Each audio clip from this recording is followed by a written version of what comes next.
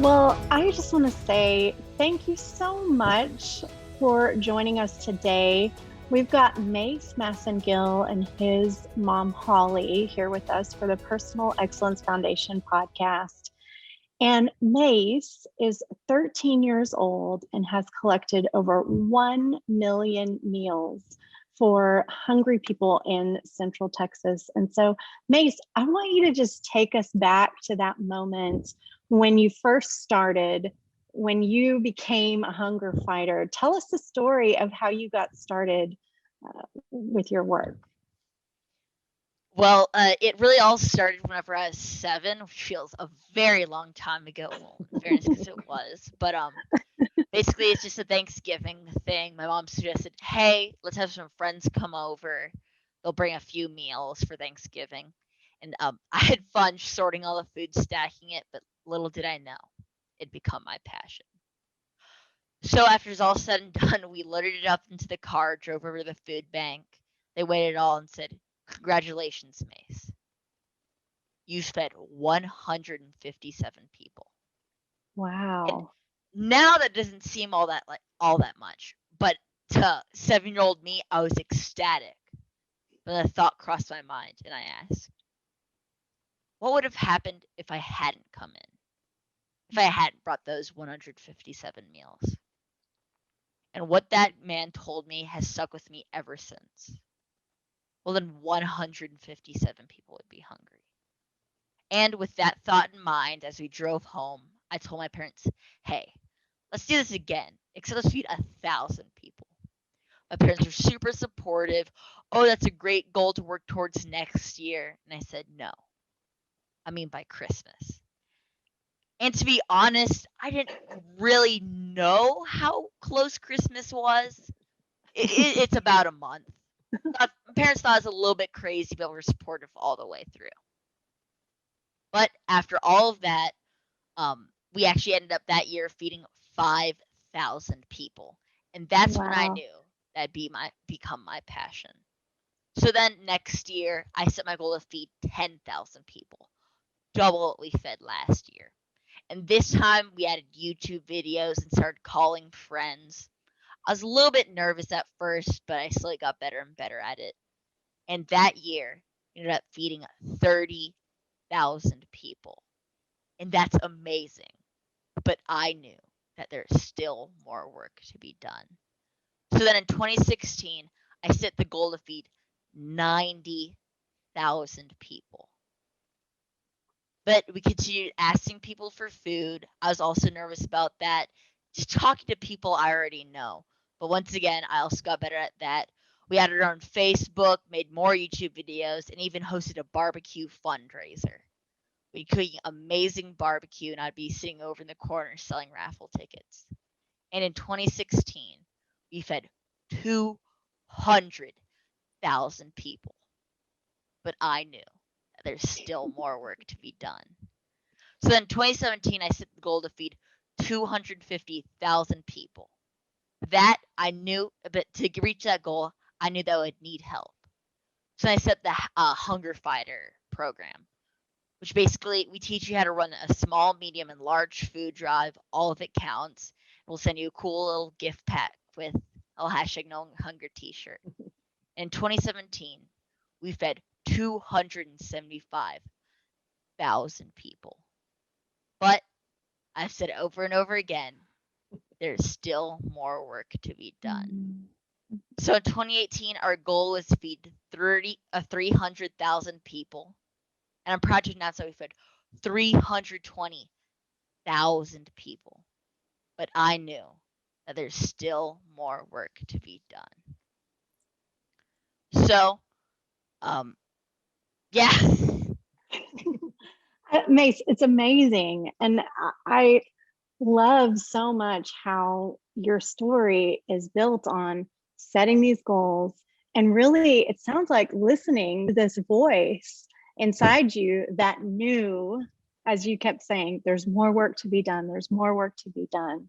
So Holly, going over to you, what was it like for you observing and watching Mace go through this process of like finding his purpose, finding his passion, and having this kind of roll into what it's become. What was that like for you as his mom? Well, in the beginning, I mean, it was really exciting to see, but it also was eye-opening to me as a parent. We had talked about hunger issues and those less fortunate than us, but actually seeing it in person really made a difference for him. I think seeing that tangible of, oh my gosh, they're actually taking this food and they are giving it to someone. And so it was just an aha to me that we really have to expose our kids to these opportunities and experiences and provide the experiences so they can see firsthand, the needs out there. And Yeah. then it was a great exercise in just, I mean, okay, you want to feed 1,000 people? Well, we need to come up with some ideas of how you're going to do that. So let's sit down. And so in hindsight, it was such a lesson in goal setting at 7 that was not anticipated, that that wasn't scripted, but it was, you've come up with this idea. Well, this is what happens once you have an idea. This is how you have to sit down and come up. And so we'd brainstorm on ideas, and part of the adult role is to steer those ideas. His first idea was to put up our name and address on posters all over Austin and ask people to drop off food on our front door. And we talked about how maybe we start with Facebook and don't put our address on around town. And so it was just such a neat thing. And then now to be guiding him through it as he grows and gets older and can take on more of the responsibilities of it. It's been just, I mean, really, really lucky to be a part of it. Yeah, yeah. Mace, you use the no hunger and the hunger fighter term quite a bit. If you could, in one sentence, what do you feel like your purpose on the planet is? Can you say that in one sentence? I guess in one sentence, it'd probably be to get the word out. I really want to get kids like involved with their community. If it's not fighting hunger, that's okay. Find your passion and just help your community. Yeah, yeah, I love that. And that so relates to the mission of my organization, what we're looking to do. So, what would you say to a kid? Like, if there's a kid out there right now who's thinking about something that they're passionate about, maybe, and they want to get more involved, what would you tell them to do? How would they get started? Well, first of all, I'd tell them every bit counts. Like with hashtag no Yeah. hunger, for example, every single meal is one person that doesn't go hungry. So don't give up because, oh, I'm not feeding a million meals every time, or I'm not planting every garden. It's really just about helping your community. Yeah, yeah. And just getting out, putting yourself out there. I think so much of what you've been able to do, it sounds like rests on that idea that put yourself out there. Um, were you ever scared or nervous to kind of make that leap? Talk to us about maybe some of the challenges that you faced when you were maybe nervous to do what you've been talking about. Well, I mean, of course, I've always been a little bit nervous. It's like, especially like whenever we're weighing food or whatever. But a lot of challenges come with like you said, putting yourself out there.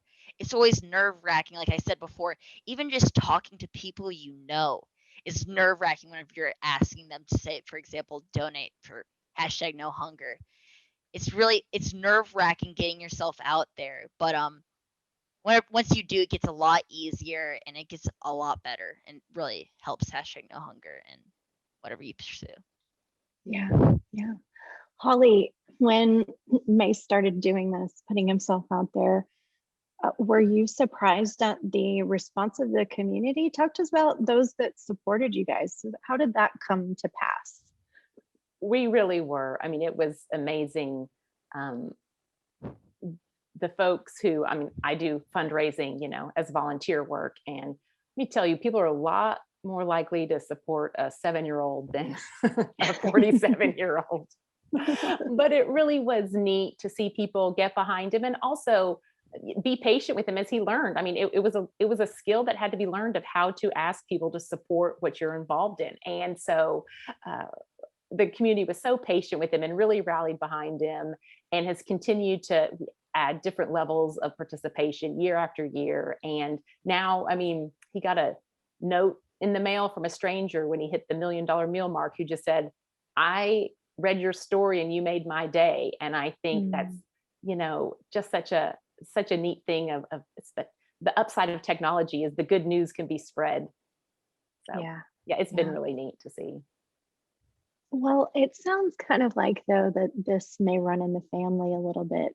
Can you boil it down to any one particular value or a way that maybe you grew up to? Like, how do you feel like Mace came to this? Or, when he was 7, like you said, it seems like you talked about hunger issues, but what do you feel like with your way of parenting may have helped inspire Mace? Well, I was raised by parents who are very active in their community and volunteer a lot. So it's just sort of a given to me that that's what I would do as I got older. It's not something I did when I was 7. But when we had the opportunity, and really, I mean, how this Thanksgiving started is we had just built a house, and I wanted Mace to be cognizant of the fact that we're very lucky to live in the community we live in and have the resources we have. And we need to remember that not everybody did. And so that was just that little piece of Thanksgiving was just a reminder of we have a full table of food today, but not everybody does. And I think it's taking those little opportunities to teach our kids, because I think it's sort of ingrained in Mace now. When he showed up, part of our value system is, oh, there's a problem. What can I do to help solve it? And so it hit him. Oh, hunger's an actual problem. There are people without food in their pantry. And that, what such pride is, and he went to think, what can I do about that? And so I think it's just reiterating, to our kids that we can all solve problems, whether you're 7, or 72. Yeah. I love that so much. Mace, what do your friends think about you being a hunger fighter? Well, they're super supportive. They love it, but they also kind of like to poke fun, especially in my younger things. Whenever I was like probably 8, putting an 8-year-old on the news, I'm not great with my words, so they ask, "Oh, so what kind of food does the food bank need?" And I took that as, "What kind of food do we have?" Well, we got some peanut butter and some tuna fish. They like to poke fun at that a lot, but overall, they've been really nice and supportive all the way through. Yeah. What do you think? What do you think your vision is for this? Or do you anticipate taking no hunger, #NoHunger, and Hunger Fighters Global? What would be your big goal that you'd like to see? Well, right now, we actually just got our own 501c3, not to brag or anything. Congratulations. I know that can be a big process, so that's a big deal. You can totally brag about it. But now our goal is really to go nationwide and hopefully someday worldwide, really get the word out there that kids can change the world and that kids can end hunger. It's really just like a big deal of getting the word out there, getting people just invested in #NoHunger, I guess.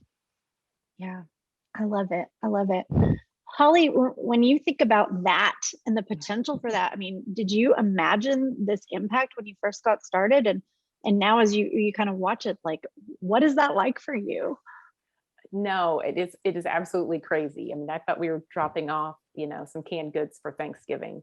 But it's been amazing to watch and help foster and go alongside Mace and, brainstorm together and slowly be taking steps to grow it. And I will say, with a child or a young person who's your partner, everything takes longer, but that's just part of the process. I mean, he can't drive. But to his credit, he talked to the attorney. He asked the attorney what the cost would be to set up his 501c3 and was very excited when he found out what the word pro bono meant. And,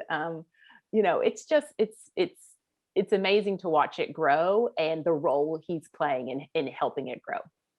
Yeah. And I mean, Mace, you obviously have been incredibly hands-on, and I'm sure you've learned a lot through this process. But it comes at no surprise that it's been a really challenging year for a lot of folks, a lot of young people. And even before the pandemic, young kids, when they start to get into, these preteen years, it can be a little bit tough to transition from that first to that second decade of life. So what do you see as kids your age? Like, what are some of the big challenges that you think people in your age group are facing, and what, if anything, would you say to them to kind of help them through some of those challenges? Well, like one big thing is like don't give up and all that. And actually one kind of not necessarily cool fact, but sad fact is that 34% of people who go to the food bank are kids and teens, which is like a Mm, huge reason why hashtag no hunger is so important to me because like those are kids my age. I'm lucky enough to be able to have all food on my table. I can have all of that, and the fact that there's kids my age who aren't really able to be kids is just why hashtag no hunger is so important. yeah, yeah, I love that. Holly, same question to you. Like, from a parent's perspective, what are some things that you see that are challenges, and like, how are you facing that with Mace? How are you working through that with Mace? Um, I think it's, the teenage middle school years are tough years. And the last year was especially tough. And you start getting into clicks and there's social media and those components. And I actually think that's one of the great things about Mace's involvement with hashtag no hunger is Mhm, he has something to feel really good about every day. And that's not always true as a teenager. And yeah, so when things aren't going well, or they're not ideal, or you're not invited to sit at the right table at lunch, there is the idea that, but I'm doing something bigger, and I'm doing more to help mhm, people. And so I do think you know, it's helpful in a way to connect with your community. And it was different this year because of COVID and how he operated, and I think how teens operated was different because of COVID. But to have something positive to focus on, especially in these teen years, I think is a really is going to be it's a game changer for us.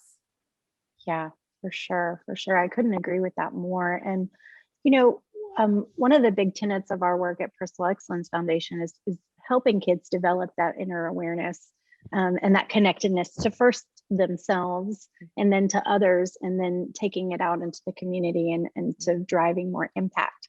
We say turning awareness into impact. So, Mace, I think it's clear that your mom has helped foster such a sense of self in you in order to make that happen.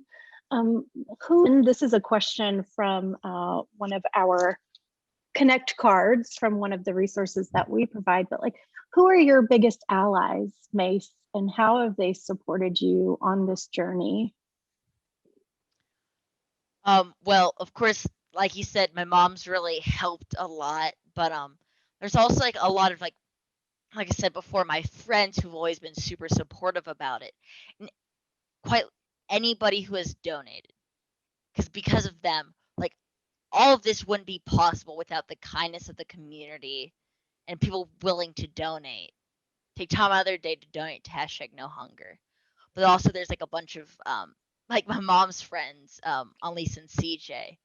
They're very kind. They're always helping out with hashtag no hunger. I love that. I love that. Um, And we talk a lot about the importance of these developmental relationships. And we know that kids in Mace's age group, like, they're looking for um, guidance from caring adults in their lives.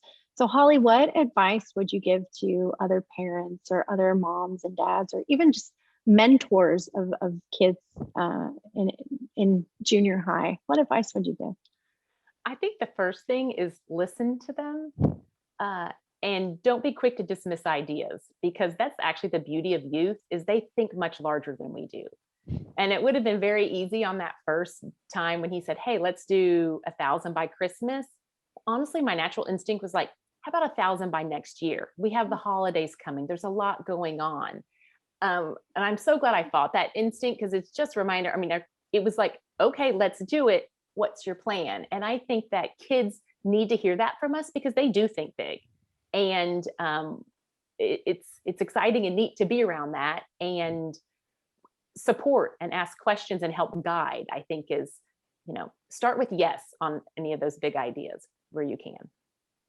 Yes, and Yes, and. I love Yes. that. That's such a great parenting philosophy. What do you think? What do you think you've learned from Mace? It's obvious that you've taught him a lot, but what has he taught you? Oh, he's such a joy.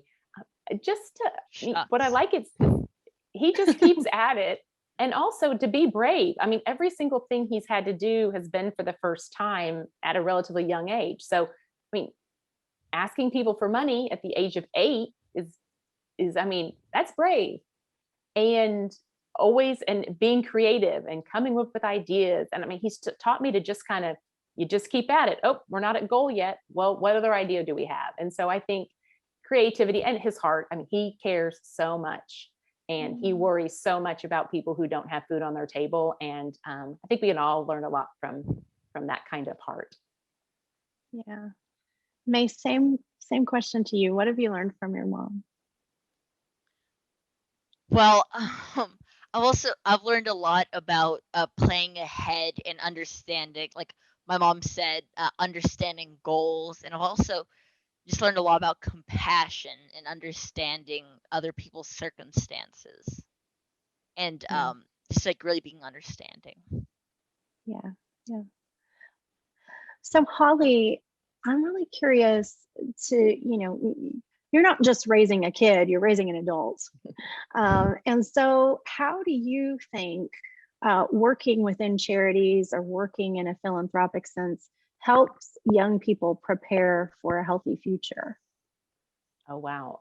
In so many ways, and even ways that surprised me. I think, the obvious is we start with number one, it gives you a greater sense of community, which I think always serves you well when whatever future capacity you're serving, but of goal setting, of having to look at a budget. How much can you afford to spend in order to raise the money? There's just so much of that. How do you build a team? How do you communicate with that team? I mean, that's what Hunger Captains came from. And that's no different than going into a corporation and, being a manager and leading a team. And so, I think it overlaps, I mean, in virtually every way. I mean, the skills you need and compassion. I mean, I think we could use some more compassion in our leadership always. And I think it's just, I mean, I can't think of a way where it doesn't benefit whatever the future you is going to do. Yeah. Mace, same question to you. How do you think working within philanthropy has helped prepare you for future you, for what you're going to do when you grow up, quote unquote? Well, I mean, like it looks good on a resume, of course, but I also kind of feel like it's so much more than that. It's like it's a learning experience, a chance for you to grow closer to your community and really understand and see, like not because like you always hear on the news, problems around your community, but like with working in like your community, you can see firsthand those problems. It like brings you closer to, like my mom said, brings you closer to your community. And it's really like you learn the problems around you. Yeah. And then therefore, future you's better prepared to face those problems and help solve them. I love that so much. So I have another question for you guys from the quest cards. This one says, who is someone you feel connected to, but don't actually know in person? What would you say to them if you met them? Do either of you want to go first? I'll hand it off to you, Mom. Don't worry. I would actually say the first one that comes to my mind is Mother Teresa. And I only feel connected to her through her desire to do good.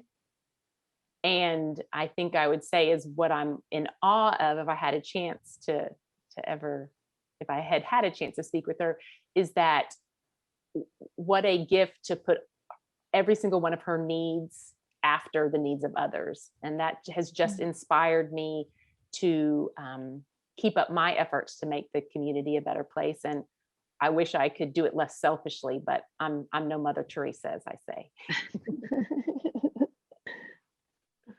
What about you, Mace?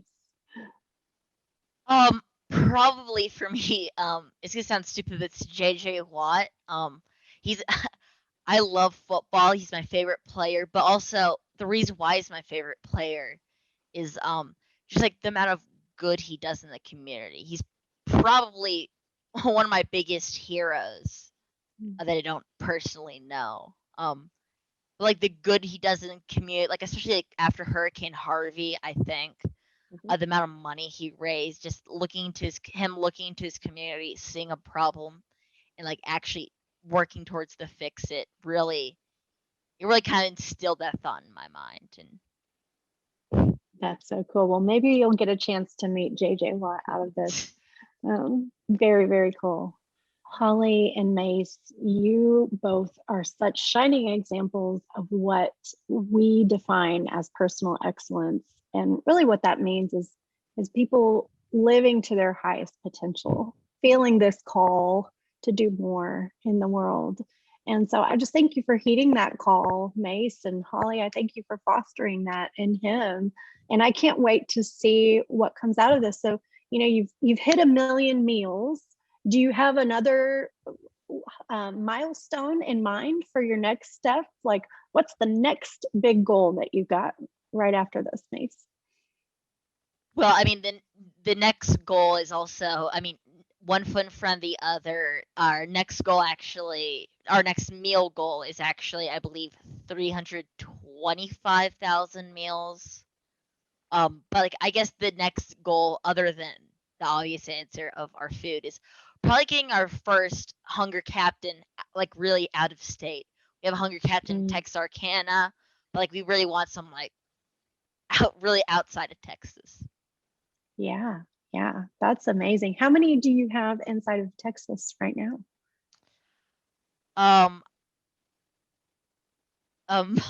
do you know the answer to that question? About 10, I think 10 or 12. Okay, 10 or 12 officially.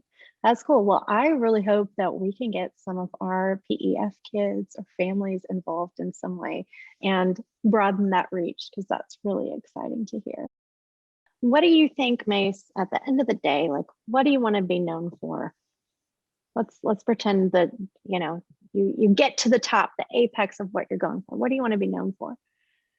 I want to be known, I mean, the easy answer would be, I want to be known as the kid who ended hunger, but I want to be known as the kid who inspired other people to end hunger, to inspire to change their community. Yeah. Well, I have no doubt that you're doing that. I have no doubt that you will continue to do that. How can people support you in doing that? What can we do immediately to help you? Well, of course, just like donate, but also it's like tell your friends, tell anybody who has maybe a spare a can of peanut butter or some tuna fish. Just to tell them, hey, there's a good organization that can do a lot of good with that. Or even if you want to think big, you can become one of our hunger captains. You can email us at macesfooddrive@gmail.com and we can get you set up. Awesome. Well, it's been such a joy and a pleasure to talk to you both. I wish you so much good on your journey. And, you know, I want to get supported. I feel like I want to support you. I feel like you've inspired me so much today, Mace, and Holly, certainly by your support of Mace, it's been inspiring as well. So thank you all so much for answering our questions, and good luck. #NoHunger. Thank you. Thank y'all so much for the opportunity. Yeah, thank you. Thank you for inviting us on. If you enjoyed this content, please go ahead and like, comment, and subscribe to our channel. We'd love to hear all about how much you enjoyed this video, and also let you know when new videos are available from the Personal Excellence Foundation. Thank you very much, my friends. Bye for now.